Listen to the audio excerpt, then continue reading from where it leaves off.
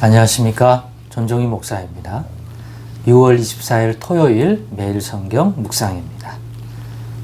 로마서 14장 1절로 12절 말씀입니다. 믿음이 연약한 자를 너희가 받되 그의 의견을 비판하지 말라. 어떤 사람은 모든 것을 먹을 만한 믿음이 있고 믿음이 연약한 자는 채소만 먹느니라. 먹는 자는 먹지 않는 자를 업신 여기지 말고 먹지 않는 자는 먹는 자를 비판하지 말라. 이는 하나님이 그를 받으셨습니다. 남의 아인을 비판하는 너는 누구냐? 그가 서 있는 것이나 넘어지는 것이 자기 주인에게 있음에 그가 세움을 받으리니 이는 그를 세우시는 권능이 주께 있음이라. 어떤 사람은 이 날을 저 날보다 낮게 여기고 어떤 사람은 모든 날을 같게 여기나니 각각 자기 마음으로 확정할지니라.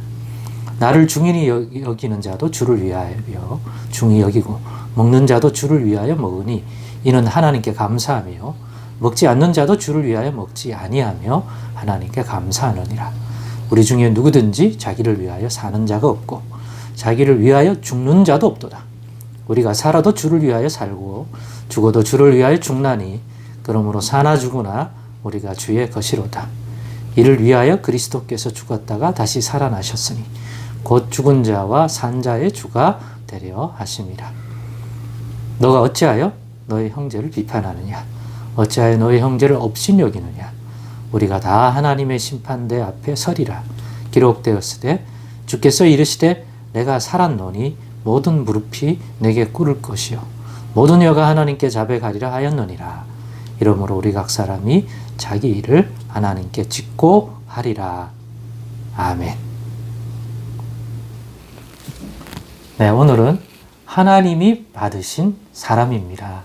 하나님이 받으신 사람입니다. 라는 제목으로 묵상 나눔을 갖겠습니다. 오늘 본문에서 사도 바울은 믿음이 연약한 자를 받되 그가 주장하는, 그가 말하는 것들을 비판하지 말라는 거예요.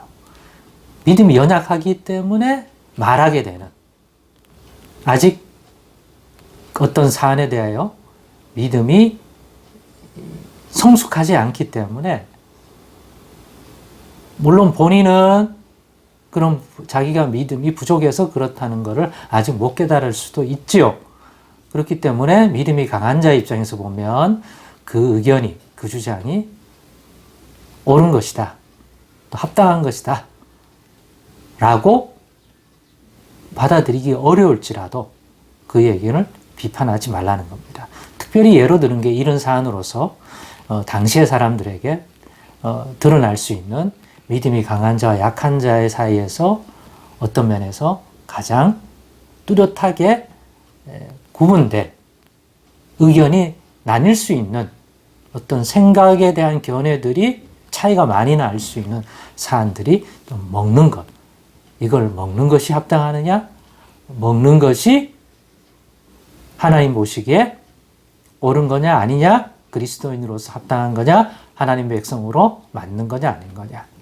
또 나를 지키는 것, 이런 것에 관해서 믿음이 강한 자와 믿음이 연약한 자 사이에 굉장히 어떤 갈등, 의견이 많이 생성되는 것 같습니다.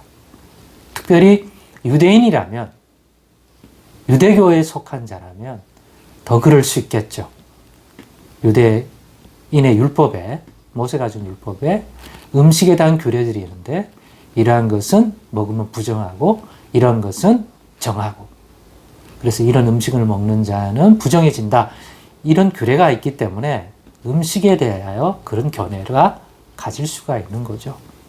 그러나 예수 그리스도 안에서 무엇인지 이제는 정결함을 가지고 또 이런 깊은 이해를 가지고 그 믿음이 강한 자들은 그런 음식에 차별을 두지 않고 하나님 주신 것이니까 감사함으로 먹을 수 있는 거죠. 그런데 그러한 모습을 믿음이 연약한 자는, 그 부분에 대하여 믿음이 연약한 자들은 아직도 받아들이기 어렵고 그런 부분이 있을 수 있다는 거죠. 그렇기 때문에 예를 들면 오늘 본문에도 나옵니다만은 음식에 관한 것, 먹어야 되냐 안 먹어야 되냐, 또 어떤 날을 특정하게 더 중요하게 여기고 안 중요하게 여기고 하는 것들에 대해서 드러날 수 있는데, 믿음이 연약한 자들이 자신의 의견을 얘기할 때 그것을 비판하지 말고 믿음이 강한 자가 받아들이라고 얘기합니다. 받아들이. 왜 그러냐? 틀린 건 틀리다 그래야 되고 더 나은 견해 어떤 이해를 의미 부여를 해줘야 되는 거 아니냐? 깨닫게 해줘야 되는 거 아니냐? 뭐 깨닫게 해줄 수는 있지만 비판하지는 말랍니다. 왜냐? 그런 연약함, 그런 생각을 여전히 가지고 있음에도 불구하고 믿음이 성숙한 자, 강한 자가 볼 때는 너무 믿음 없는 하나님 앞에서 기뻐하지 않을 만한 그러한 어떤 면에서는 비판하자면 불신앙적인 뭐 이런 것이라고 매도할 수 있을 만큼 믿음이 강한 자 입장에서는 그런 사안일지라도 그를 비판하지 말랍니다. 왜요? 그것은 하나님이 그를 받으셨기 때문에. 그럼에도 불구하고 그런 부족함, 그런 허물, 그런 연약함이 있음에도 불구하고 그 연약함과 그 모자람 때문에 넌 하나님의 백성이 될 수 없어. 아직 자격이 안 돼. 너는 그리스도인으로서 아직 모자라. 라고 하지 않고 그것까지도 알고 계시고 이해하시면서 품으셔서 하나님이 받아주신 사람이기 때문에 비판하지 말랍니다. 하나님이 너가 그렇게 비판하는 그를 받으셨다는 거죠. 하나님이 받으신 사람이다. 하나님이 받으셨다는 게 무슨 의미기에 그러면 안 된다는 겁니까?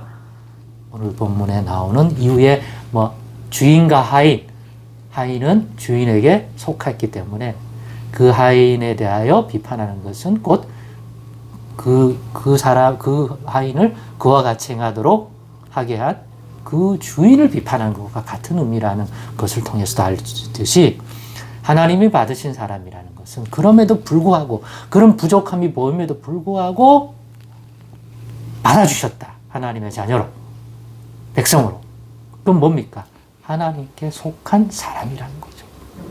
하나님이 주인데, 그 사람이 주인데, 거라는 거죠. 그렇기 때문에 그를 하나님이 받아주시고 하나님께 속하게 된 사람을 비판하는 것은 그를 책임지고 주고 있는 하나님을 비판하는 것이 되기 때문에 하나님이 받은 사람이니까 그럼에도 불구하고 비판하지 말라는 거죠.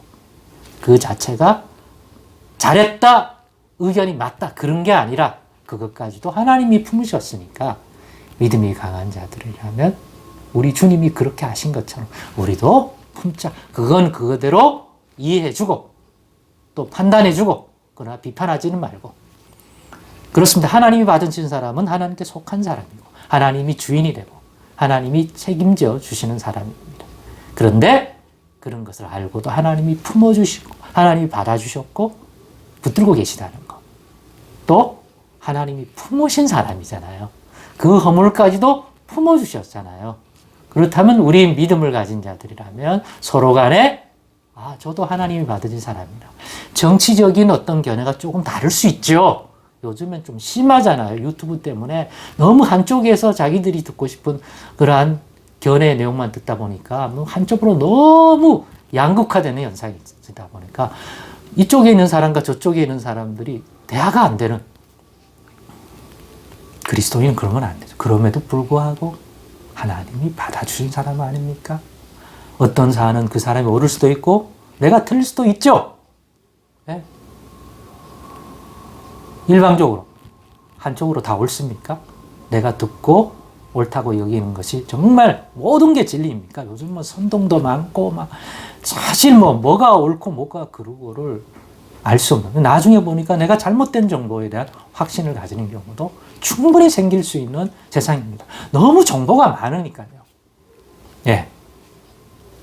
그렇습니다. 그래서 오늘 꼭 기억할 것은 예수 믿는 자들은 누군가?